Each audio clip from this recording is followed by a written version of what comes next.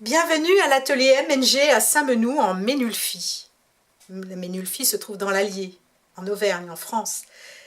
Aujourd'hui, je vous présente Compochromie numéro 3, la suite de Compochromie numéro 2. Pourquoi choisir Compochromie numéro 3? Eh bien, simplement pour la découverte de nouveaux outils que vous pouvez voir disposés sur cette table. Cette technique d'impression va vous offrir de nouvelles possibilités.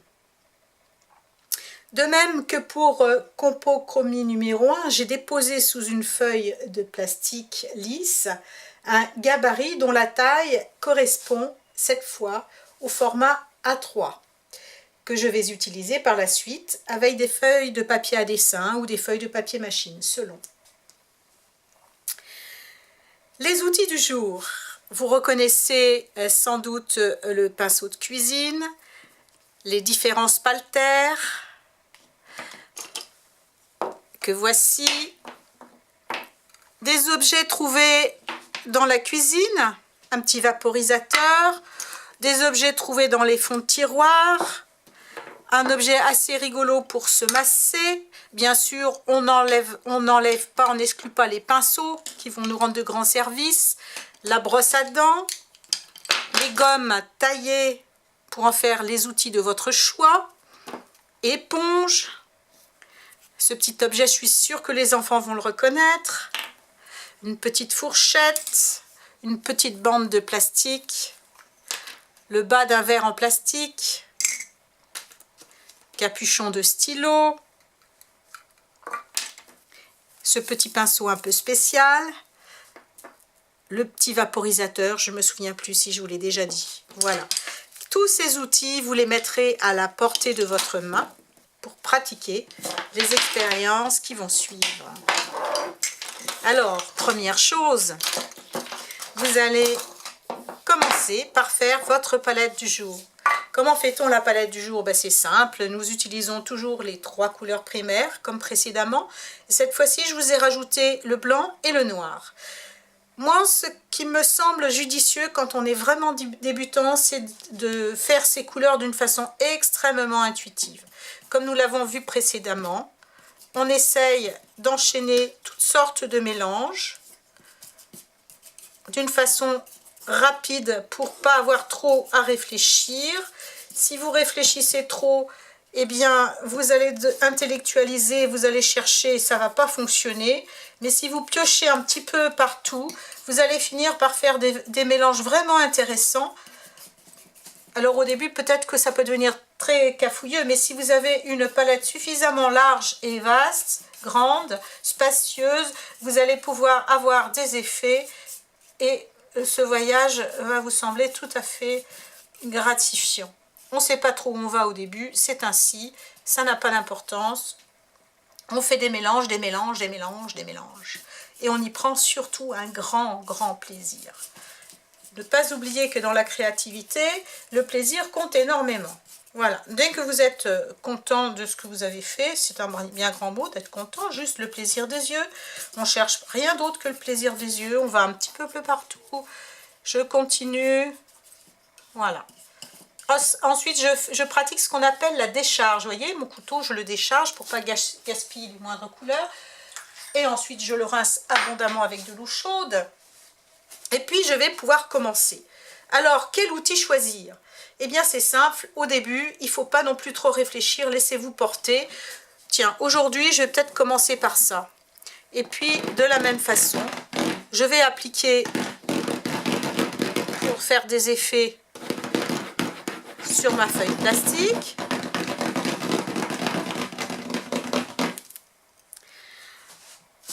Ma foi, ce que j'ai envie de faire là, c'est tout de suite placer, faire une première impression que je vais laisser en attente. Motif inversé, vous l'avez vu. Ensuite, eh bien, ma foi, je nettoie bien mon plastique. Je ne vais pas rester sur ce motif. Je continue à explorer tous les outils que j'ai sous la main. Alors, n'oubliez pas qu'avec les spalters, ce qui est intéressant, c'est qu'on peut mettre plusieurs couleurs dessus.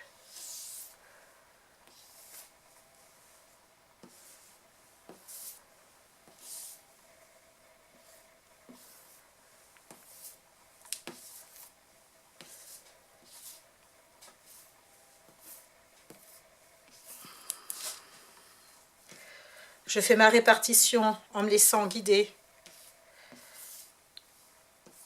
d'une façon très intuitive. Et je décide cette fois de continuer. Je reprends une feuille de papier machine parce que ce fond me plaît bien sans motif. Donc j'ai repris une feuille de papier machine. J'applique, je frotte bien le plat de la main. Regardez comme c'est sympa. Voilà. Et comme ce fond me plaît bien, je vais le mouiller un petit peu. Avec un vaporisateur qui marche bien. À 20 cm de hauteur. Et puis je vais reprendre ma première feuille. Envie de voir ce que ça va donner. Je sais pas trop où je vais, mais j'y vais. Je n'ai pas peur de faire de l'expérience pour de l'expérience. Oui, tout à fait sympathique, ma foi. Et comme cette décharge de couleur me plaît de nouveau, je ne vais pas la gâcher. Je vais décider de mouiller encore et abondamment pour faire un troisième passage. Troisième passage avec une feuille de papier machine. Format A3. De la même façon, je place bien le plat de la main.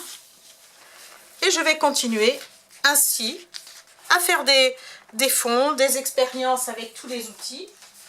Et quand je le sentirai, eh bien, je choisirai mes outils de prédilection.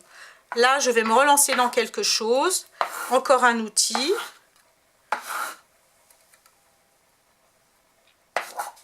Alors, évidemment, quand je suis en train de travailler, bien souvent, la parole n'est pas aisée. Vous vous en êtes déjà certainement rendu compte.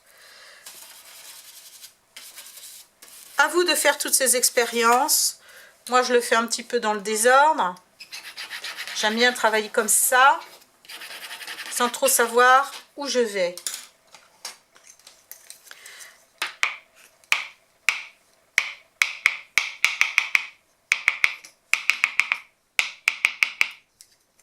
J'aime beaucoup également le pinceau de cuisine, hein, vous vous en souvenez, le pinceau de cuisine. Vous vous souvenez lequel compochromie c'était? Je vous laisse deviner. L'Espalter nous offre aussi un large éventail de trouvailles. Et puis, souvenez-vous, la brosse à dents. La brosse à dents, c'est très sympa.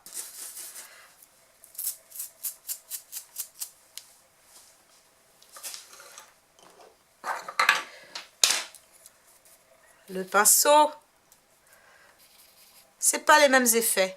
C'est à vous de sentir, de découvrir, d'être au bout de vos sensations, au bout de vos yeux, au bout des doigts, au bout de la présence ouverte.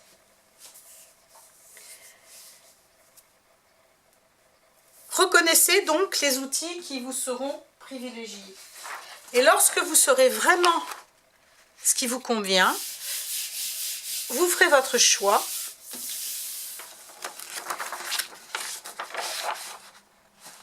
Et vous utiliserez ce qui va faciliter le plaisir des yeux, des sensations, de votre créativité. Un dernier passage et ensuite ça sera à vous de jouer. Surtout, mettez bien tous vos essais de côté, ainsi que vos palettes. Surtout, patientez, ne jetez rien. Ils vous seront très utiles dans d'autres tutos de créativité très prochainement. N'oubliez pas également que toutes ces techniques, vous allez pouvoir les approfondir en vous ouvrant aux qualités énergétiques des 5 éléments, terre, eau, feu, air, espace, en venant, en vous rendant dans mon atelier en Ménulfi. Amusez-vous bien et à très bientôt!